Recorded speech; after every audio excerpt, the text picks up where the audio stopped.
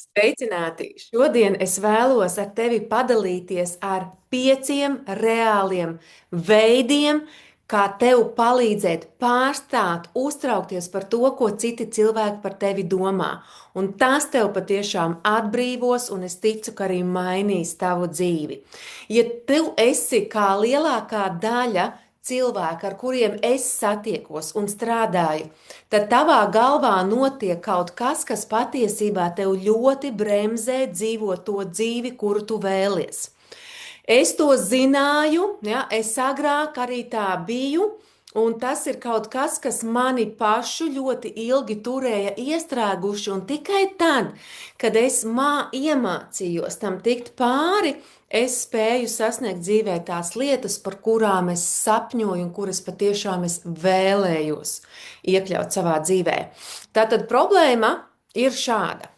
Tu pārāk daudz uztraucies par to, ko citi cilvēki par tevi domā. Un šodien tieši par to es runāšu. Nākamajās minūtēs es tev iemācīšu 5 veidus, kā pārstrāt uztraukties par to, ko par tevi domā citi cilvēki.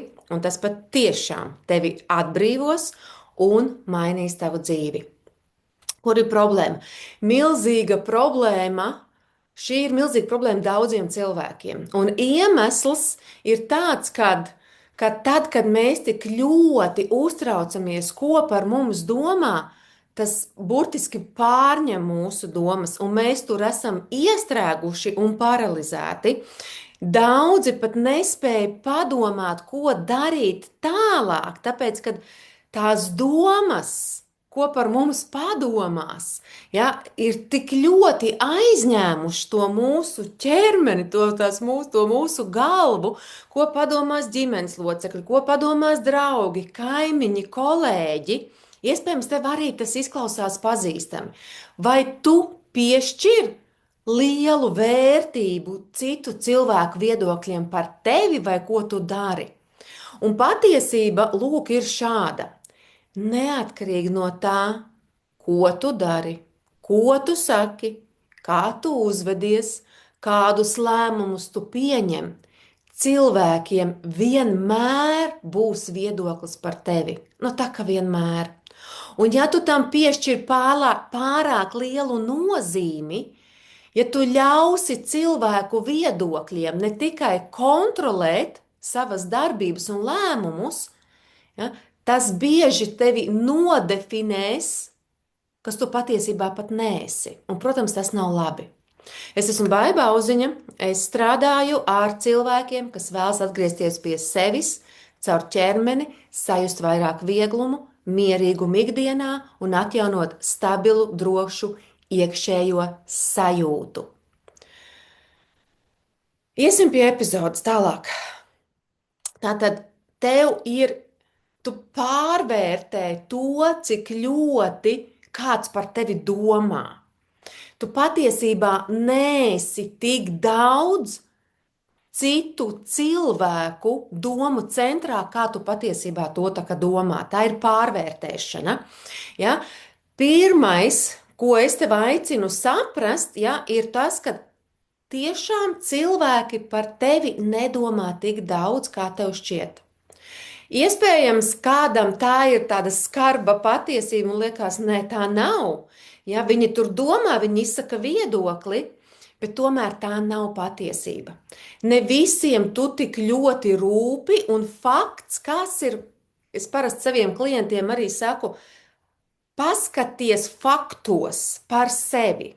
Tad, kad tu dienas laikā paskaties uz kādu, kur tev liekas, nu, kā viņš tā varēja izdarīt, ja, vai ko viņš tur ir izdomājis. Aizejot gulēt, cik daudz tu domā par citiem cilvēkiem un cik daudz tu tomēr domā par sevi. Ja? Mēs tiešām pārvērtējam, mēs ejam gulēt un ceļamies ar savām problēmām.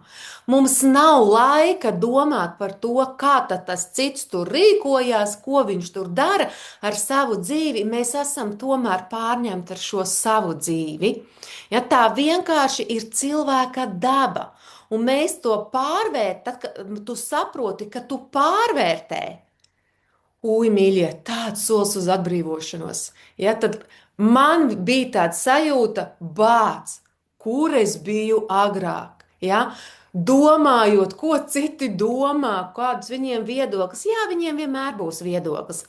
Ja? Bet citiem cilvēkiem ir tik daudz, ar ko nodarbināt savu prātu. Ja? Arī viņi domā par savu ģimeni, par savu darbu, par visu pārējo, kas notiek viņu dzīvēm. Lai viņiem nav laika izveidot kādu detalizētu viedokli par tevi. Ja? Un ja tu par šo iedziļinies un padomā, tas patiesībā ir nenormāli atbrīvojoši. Un es tev izstāstīšu vienu piemēru no savas dzīves. Sanāk, tas aptuveni 5 gadi atpakaļ laikam sanāca, kad man bērnam bija 9. klases izlaidums. Un tas bija Covid laiks.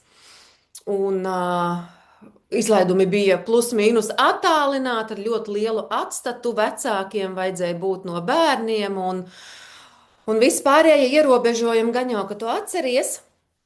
Un es atceros tajā nedēļā, droši vien piekdienā bija izlaidums, tik smalki neatceros, bet man lielākais tātad šis dēls, kuram ir plānot šis 9. klases izlaidums, viņš paņēma popetu. Ja tu nezini, kas ir popets, tad tas ir tāds tā kā piesūceknis, tā kā piesūcās un atsūcās, piesūcās un atsūcās. Un it kā spēlējoties šitā papieri bija tā kā piesūcās, atsūcās, piesūcās, atsūcās. Paņēmis māsas rotaļlietu, ja māsai bija vēl daudz mazāk gadi un paspēlējās. Un līdz viņš pieiet pie loga, pie spoguļas, atvainojos, pie spoguļa pieiet un redz, ka viņam tāds zilums veidojās tādā pieras vidū, nu nav forši. Un viņš saprot, bāc, tur ir zilums, un viņš nāk pie manis, mammu, iedod man zāles, lai šito te dabūtu nost. Es saku, tur nav zāles, tas ir zilums, un viņš beigsies dabiski. Viņam būs citas krāsas, līdz viņš beidzot izzudīs. Vai man līdz izlaidumam pazudīs? Visticamāk, nē. Ja? Cik tur tās dienas bija? Loģiski padomājot un ieraugot, visticamāk, nē. Es neiešu uz izlaidumu, ko par mani padomās, ja kāds tad es izskatos. Un šis bija transformējošs mirklis, kur es dzīvē spēju parādīt, ka mēs neesam pasaules nabas un par mums tā neviens nedomā. Un tieši tā arī es pateicu. Tur būs katrs pārņemts ar sevi, kā viņš izskatās, vai viņam ir labi, varbūt kādam vēl kaut kāda runa jāgatavo. Mēs katrs domājam par sevi. Un long story short, pēc izlaiduma mājās es pajautāju, tev kāds paprasīja par to, kas tev tur pieras vidū? Neviens. Neviens. Un tā ir kolosālākā pieredze, ko es varēju parādīt arī bērniem par to, ka patiesībā tu nevienam nerūpi. Ja? Tas nav par tādā sliktā nozīmē, bet nevienam neinteresē. Ja kāds arī pastīsies, viņš pastīsies, interesanti, un pat tajā mirklī aizmirsīs, jo viņš atkal domās par sevi. Šis ļauj padomāt, cik daudz mēs kaut ko varējām. Pieņemsim, arī es bērnam varēju pateikt, izlaidums ir vienreiz mūžā, 9. klases. Tu varēji palaist garām kaut ko tādu, kur tev ir atmiņas, tikai domājot par to, ko par tevi padomās, un patiesībā neviens neko par tevi nepadomāja. Ejam pie numur 2. Kā tu vari vienmēr sev atgriezt autoritāti. Ja? Paskaties tātad... Paskaties uz realitāti un ieskaties sevī. Kad tu tik ļoti uztraucies, ko par tevi domā citi, tu patiesībā, ko tu izdari? Neapzināti. Tu piešķir lielāku nozīmi kādam citam, ko viņi domā par tevi, nekā tam, ko tu domā par sevi. Un šeit ir punkts, ja, vai krustceles, kur tev ir jāizlem, vai tu tā vēlies dzīvot, vai tu vēlies dzīvot, lai iederētos, lai patiktu, lai atbilstu cita gaidām, vai tomēr tev tava balss, tavs aicinājums, tava sajūta, tava intuīcija ir svarīgāka. Ja? Patiesība ir ārkārtīgi vienkārša. Cita viedoklis ir tikai viņa viedoklis un nekas vairāk. Un nekas vairāk. Tas ir tikai viņa viedoklis, kas ir balstījies uz viņa dzīves pieredzi, uz viņa pārliecībām, uz viņa bailēm, arī iespējams, uz viņa sajūtu savā dzīvē. Tas nav nekas vairāk kā tikai viedoklis. Vienkārši pajautā sev atklāti, cik lielu nozīmi tu piešķir šiem citu cilvēku viedokļiem. Un cik svarīgi tev patiesībā ir dzīvot saskaņā ar saviem standartiem.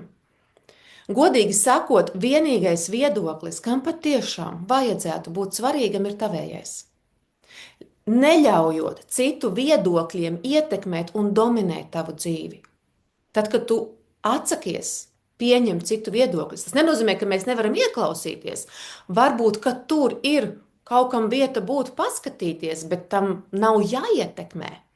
Ja? Jo līdz ko tu ļauj ietekmēt citu viedokļiem, būt tavā dzīvē, tu atsakies no savas varas, no savas rīcības spējas. Tā kā atdot to spēku labprātīgi. Tāpēc pajautā sev, ja, kas tu vēlies būt, kas tu esi, ko tu vēlies, kādas izvēles tu pieņem, un vai tās izvēles tu pieņem sevis vai citu dēļ. Ja kādam, sevišķi tur, kur cilvēks sāk, tie, kas tiešām sirdī un caur rīcību stiprina to, ka viņi dzīvo savu dzīvi, viņi drosmīgi pieņem lēmumus. Cilvēki, kas vērtē šos lēmumus, visticamāk nedzīvo savu dzīvi, jo viņiem pietrūkst šīs drosmes. Un tad ir šis aizsardzības mehānisms. Neaudz, ja? Neaudz, tad mēs nevarēsim sēdēt tajā smilšu bedrītē un turpināt neuzņemties atbildību par savām dzīvēm un vainot valdību un vainot visus pārējos. Visu citu tikai neieskatīties pašiem sevī. Ja? Katru reizi, kad tu satraucies par to, kā cits, ko par tevi padomā, tu patiesībā saki, tas, ko tu domā par mani, tas, ko tu domā par mani šobrīd, ir svarīgāks nekā tas, ko es domāju par sevi. Ja? Un tas nenozīmē, ka tev nav jāpārstāj vēlēties apstiprinājumu. Ja? Mēs tā esam veidot, mēs gribam iederēties, mēs gribam būt atzīti. To izslēgt nav pilnībā iespējams. Man arī patīk katrs jūsu īkšķīts, ko jūs man nospiežat, katrs subscribe, katrs komentārs. Man tas viss patīk, ka tu dalies ar manu saturu, bet liela atšķirība ir tam, ka tev patīk apstiprinājums un ka tev tas ir vajadzīgs. Ja, tā ir ļoti liela atšķirība. Iesim pie nākamā punkta.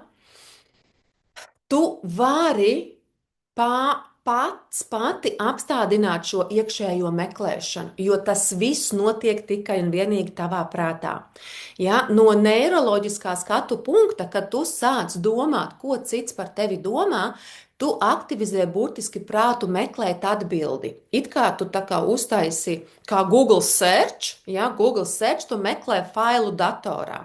Un tavs prāts mēģina piekļūt otra cilvēka domām, meklējot norādes un veidojot dažādus scenārijus par to, kāds varētu būt viņa viedoklis. Bet problēma ir tā, ka nevienu no šiem scenārijiem mēs nevaram apstiprināt. Ja, varbūt ir aizdomas, varbūt ir sajūtas, jā, varbūt arī apstiprinās.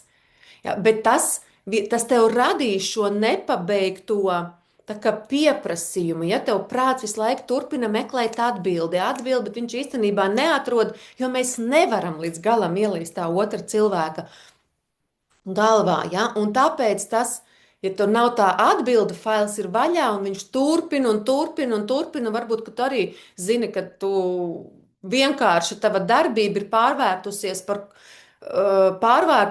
par tādu domu jucekli, tu jau esi izdomājis 66 variantus.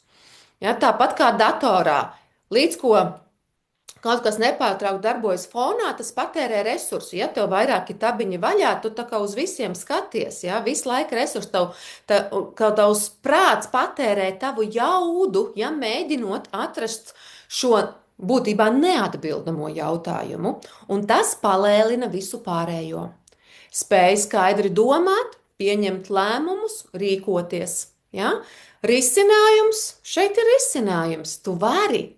Patiesībā, kad tu dari kaut kādu lietu, kur tev liekas, ka tev vērtēs pats atbildēt uz šo jautājumu, tu pari tik daudz, cik tu veido stāstus, kā tas varbūt negatīvi izskatās, vai ko par mani padomā, tu vari ielikt pozitīvo pretīm. Ja? Nezinu, tu kaut kā saģērbies nestandartā. Tu vari ielikt domu, ka pārējie domā, ka tu lieliski izskaties, ja? Pat ja viņi to nesaka.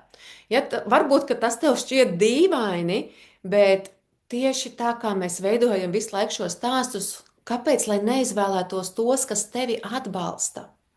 Ja? Ja tu rīkojies pretēji nekā ierasts, tu varbūt domā, ka viņi tev noliek, ka viņi tev liekas, ka tu esi neapdomīgs, neapdomīga. Bet patiesībā padomā, wow, īstenībā viņi man apbrīno. Es esmu drosmīgs, drosmīga. Jā, varbūt es pasaku nērto un skarbo patiesību, un man liekas, ka man tagad pateiks, ko es te iedomājos, vai kas vēl. Bet varbūt, ka viņi tieši domā, ka es esmu drosmīga, jo viņi paši to nevar pateikt, un ir grūti vienkārši to pateikt acīs, kad, hei, īstenībā tu esi baigi drosmīgā, ka tu šitā pateici, ja, drosmīgs. Ja, šis tev palīdz aizvērt to kritiķa, aizvērst to stāsta ciklu. Ja, bet ejam tālāk, kur tu paliec godīgs, kur tu satiec to savu iekšējo kritiķi. Ja, un iekšējais kritiķis, ko es to biju domājis? Citu cilvēku vērtējums, šo es visur stāstu ļoti daudz, ja? Citu cilvēku vērtējums, ka man saka, viņš mani, jā, bet viņš man ir nolicis zemāk pa zāli, un mans pašvērtējums ir galīgi grīdā, un es nekad neesmu jutusies tik slikti, jā, vai kaut kāda tāda. Dažādi, man liek justies šādi, ja, kaut kādi, ja tu arī to runā šo stāstu, kad kāds kaut ko, kas saka pa mani, man liek justies šādi, atceries būtiskāko, un šis arī ir sāpīgs, bet viņš man ir jāpasaka, ka citu cilvēku vērtējums ietekmē tevi tikai un vienīgi tad, ja tu tam pati kaut nedaudz tici. Kaut nedaudz tici, ka tu neesi vērtīga, ka tev nesanāks, ka tev neizdosies, ka tev, ja, kas ir vēl. Ja? Neviens, mīļie, neviens tev nevar likt justies mazāk vērtīgam bez tavas piekrišanas. Tikai tu pati nosaki savu vērtību. Un ja tu esi pārliecināts par savu izvēli, ja, tas nevienmēr izvēle, ko es daru, nevienmēr ir vienādības zīme, ka man izdosies, bet es zinu, ka man tas ir jāmēģina, piemēram. Ja? Tevi kritika neskars. Ja? Ja tu esi pārliecināts par savu izvēli, ka tev tur ir jāiet, ka tev tas ir jādara, ka tev tas ir jāsaka, ja? Kritika tevi neskars. Bet ja tevī ir kaut neliela šaubu daļa, kaut neliela, kritika tevi ietekmēs un liks apšaubīt absolūti visu. Tāpēc ir ļoti svarīgi būt godīgai pret sevi, kā tu pats sevi vispār vērtē, kā tu pati sevi vērtē, kur tu par sevi šaubies, un tas ir, mīļie, ar to, kur mums jāstrādā. Tur, kur man likās, ka man arī liek justies šādi, un es arī biju tā, kas vainoja citus, līdz ko es uzņēmos atbildību, līdz ko es sapratu, ka man spiež ārā manu nevērtību, manu neticību, un līdz ko es strādāju ar to, tā, sakiet, jebko, es zinu, kas es esmu, es zinu, ko es daru, es zinu, kāpēc es to daru, un ir ok. Ja tas, kā es to daru, tas, kur es eju, tas tev nešķiet ok. Ja, tas ir ok. Kad tu pilnībā pieņem, ja, sevi, ja, kad tev nav varas, tev nav, tu vari, pat ja tu kļūdies, ja tev kāds mēģina varbūt norādīt, ka tu kļūdījies, jā, tā ir daļa no procesa. Es tā priecājos, ka es kļūdījos tagad, nevis pēc 10 gadiem. Es tā priecājos, ka es izdarīju kļūdu, ka es pamēģināju izdarīt kļūdu, nekā es 80 gados domātu, ka es nepamēģināju. Cik ilgi man tā enerģija tur rūktu iekšā kā rūgušpiens. Ja, un šeit patiesībā sākās īstākā transformācija. īsta un dziļa transformācija. Tāpēc es tev došu vēl pēdējo ieteikumu. Ļauj cilvēkiem domāt par tevi. Jebko, ko tu gribi. Jebko, ko viņi grib. Pieņem vienkārši to. Pieņemšana ir vēl viena fantastiskā lieta, lai tu varētu dzīvot viegli, brīvi un tā, kā tu vēlies. Vienkārši pieņem to, ka ne visi tevi sapratīs, ne visi tevi atbalstīs, un tas ir ok, tas ir normāli. Ja, tas ir normāli. Katram ir tiesības uz savu viedokli. Ja? Pat ja tu redzi, ka tas ir nepareizs, ļauj viņam varbūt kļūdīties attiecībā par tevi. Kā tas tev izklausās? Viņam liekas, ka tu nevari, bet tu zini, ka tu vari. Tu vēl nezini kā, tu vēl nezini kad. Ļauj viņam kļūdīties. Ļauj viņam kļūdīties par tevi. Ja? Viņš tevi nezina.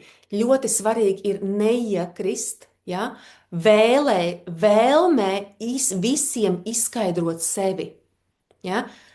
Tas nav ne labs tava laika ieguldījums, ne tavs enerģijas ieguldījums. Ja? Neviens nesaņem 100% apstiprinājumu. Ja? Neviens. Piemēram, paskaties, ja arī tu esi šajā kanālā, visticamāk, klausies manu saturu, tu esi cilvēks, kas vēlas augt. Ja tu esi cilvēks, kas vēlas dzīvot savu dzīvi, savu unikālo dzīvi, kurā tu jūties labi, un tu ieies grāmatnīcā, un tu būsi visticamāk tāda pati kā es, kas gribēs nopirkt visas grāmatas, jo es gribu izzināt vēl, kas vēl ir iespējams, ko vēl es varu darīt. Es varētu izpirkt visu stendu ārā. Ja? Un mana vēlme lasīt varētu aizņemt man lielāko dienas daļu. Citiem mana interese varētu likties bezjēdzīga naudas un laika izšķiešana. Kaut tā nav, un tu to zini, un es to zinu, jo tas man ir mega svarīgi. Ja?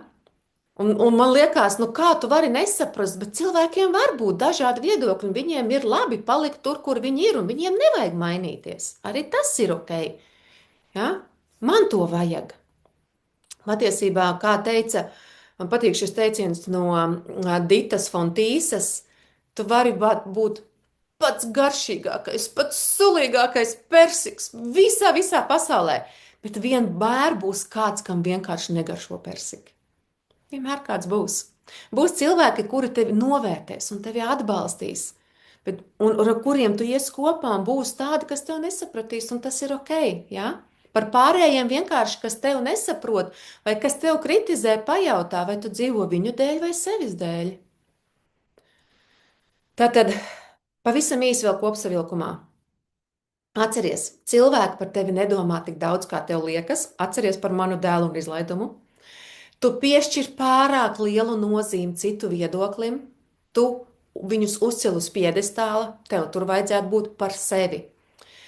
Tava prāta meklēšana patērē enerģiju, ko viņš par mani padomās, pati izdomā stāstu, ko tu vēlies, lai otrs par tevi padomātu. Tev sāp tikai tur, kur tu pati par to šaubies, nevaino otru, strādā ar savu pašvērtību. Un 5. ļauj cilvēkiem kļūdīties par tevi. Un es zinu, tas nav viegli. Es par to runāju ar saviem klientiem visu laiku, tas nav viegls darbs. Bet jo vairāk tu ar to strādā, jo stiprāks tu kļūsti un brīvāks no šīs spiedošā fona, ko par mani padomās.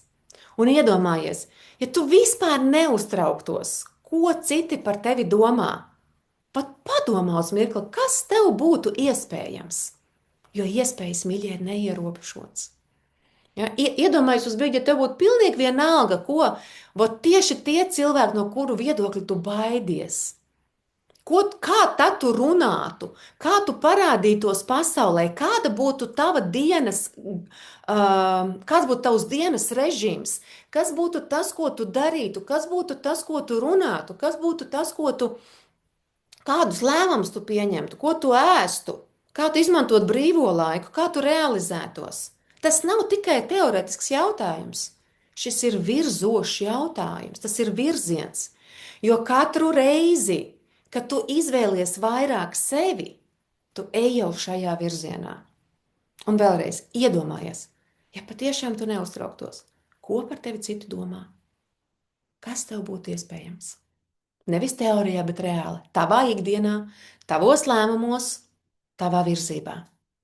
Un ja tu jūti, ka šī tēma arī priekš tevis nav tikai doma, bet reāla pieredze ķermenī, tad ar to vien nepietiks, ka tu to saproti. Ir jāstrādā dziļāk, un tieši tāpēc es tevi aicinu pievienoties uz 3 dienu meistarklašu ciklu, kas ir praktisks meistarklašu cikls, kur sākās ceļš uz vieglumu. Mēs sākam jau ārkārtīgi drīz, 11. Nodarbības notiks 11., 13. un 15. maijā, un šajā ciklā mēs nepaliksim pie izpratnes. Ja tu jūti, ka šis ir kaut kas, kas tevi rezonē, ko tu vēlies iet dziļāk un arī mainīt šo, tad pievienojies jau šodien un baudi jau bonus, kurus es tev esmu sagatavojusi aiz lielas pateicības un pārpilnības no pašas sirds. Tāpēc tiekamies meistarklasēs vai arī nākošajā epizodē. Pagaidām saku tev tā.